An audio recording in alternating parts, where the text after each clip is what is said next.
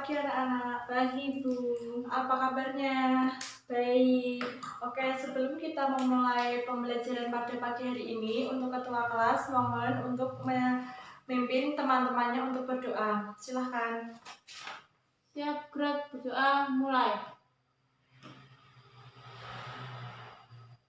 Berdoa selesai. Oke, sebelum kita melanjutkan pembelajaran, Ibu akan mengabsen terlebih dahulu. Apakah pada pagi hari ini ada yang tidak berangkat? Selamat semua Bu. Alhamdulillah. Nah, pada pagi hari ini Ibu akan menjelaskan keanekaragaman hayati. Ada yang tahu apa itu keanekaragaman hayati? Ya Bu, saya. Ya Mbak, silahkan. Keanekaragaman hayati adalah keanekaragaman organisme yang menunjukkan keseluruhan atau totalitas variasi. Ya, betul. Nah, selain itu, keanekaragaman hayati yaitu variasi kehidupan yang ditemukan di suatu tempat di bumi. Keanekaragaman hayati menggambarkan bermacam-macam makhluk hidup. Keanekaragaman dari makhluk hidup dapat terjadi karena adanya perbedaan warna, ukuran, bentuk, jumlah, tekstur, penampilan, dan sifat.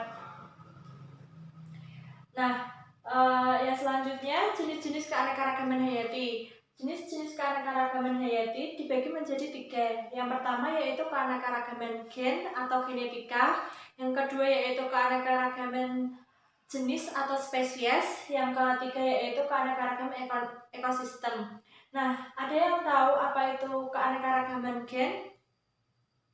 Tidak Bu. Ya, Ibu lanjutkan. Keanekaragaman gen yaitu variasi genetika dalam suatu spesies. Tingkat tersebut timbul karena setiap individu mempunyai gen yang khas. Nah, gen sendiri yaitu materi dalam kromosom makhluk hidup yang mengendalikan sifat organisme. Pada gen, setiap individu meski perangkat dasar menyusunnya sama, tetapi suasana berbeda-beda bergantung pada masing-masing induknya. Ada yang tahu contoh gen pada tumbuhan? Tidak Bu. Contohnya yaitu padi dengan varietas padi rajalele, padi cilerang, padi ciliwung, dan lain-lain. Dan yang buah yaitu mangga dengan varietas mangga aromanis, mangga mana lagi, mangga golek, dan lain-lain. Nah, contoh keanekaragaman tingkat gen pada hewan yaitu anjing dengan ras anjing golden, anjing bulldog, dan lain-lain. Yang selanjutnya keanekaragaman jenis atau spesies. Nah, sebelum melanjutkan materi, apakah ada yang mau bertanya? Belum Bu.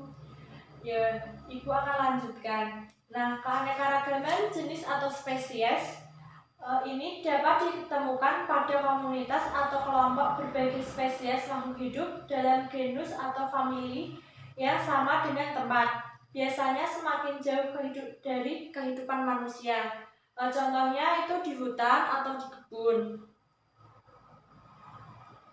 Nah, ada yang tahu contohnya? Belum Bu. Yaitu contoh keanekaragaman hayati tingkat spesies pada tumbuhan dibagi menjadi 2, yaitu tingkat genus dan tingkat famili. Contoh tingkat genus yaitu jeruk bali, jeruk nipis, jeruk manis. Nah, yang tingkatan famili dibagi menjadi famili Pinus pada padi dan famili Zygibonces pada kunyit. Nah, pada keanekaragaman hayati tingkat spesies contoh hewan yaitu dibagi menjadi 2, tingkat genus dan tingkat famili juga. Nah, yang tingkat genus yaitu kucing leopard, kucing rumah, dan kucing hutan. Nah, Untuk tingkatan famili yaitu serigala dan rubah. Apakah ada yang ingin ditanyakan? Belum, Bu. Ibu akan lanjutkan. Keanekaragaman yang terakhir yaitu keanekaragaman ekosistem. Keanekaragaman ekosistem yaitu tingkatan ekosistem, habitat, komunitas biotik, dan proses ekologi di biosfer atau di daratan dan atau di lautan. Di dalam ekosistem tersebut, seluruh makhluk hidup akan melakukan hubungan timbal balik baik antar makhluk hidup maupun makhluk hidup dengan lingkungannya. Nah, contoh keanekaragaman hayati tingkat ekosistem yang pertama yaitu ekosistem lumut yang terletak di wilayah sekitar puncak gunung atau di daerah dingin sekitar kutub dan didominasi oleh tumbuhan lumut. Hewan yang dapat dijumpai di dalamnya ialah hewan-hewan yang berbulu tebal, yaitu seperti beruang kutub.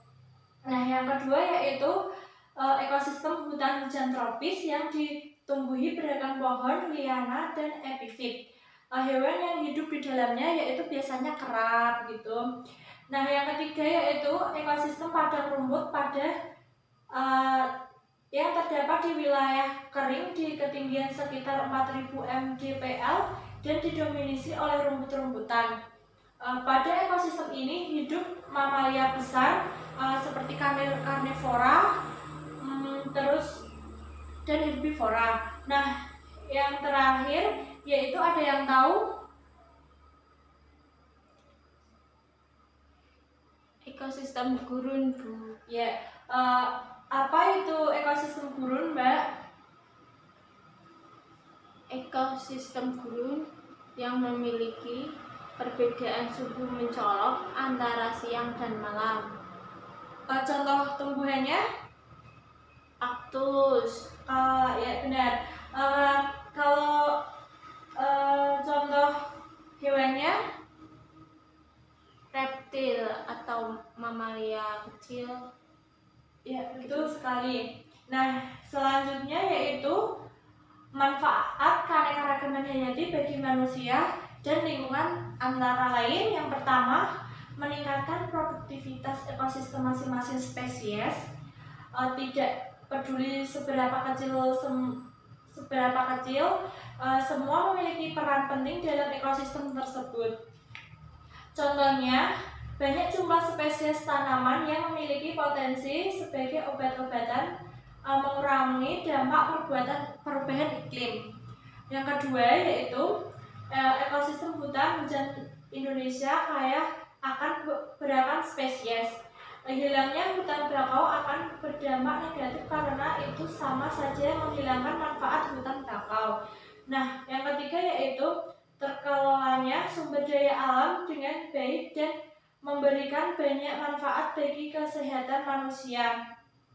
Yang keempat yaitu sumber daya hayati berperan merayap zat pencemaran lingkungan seperti CO2, menjaga stabilitas iklim, menjaga keseimbangan ekosistem. Ada yang ingin ditanyakan? Tidak, Bu. Oke. Pulang pada pelajaran pada pagi ini yaitu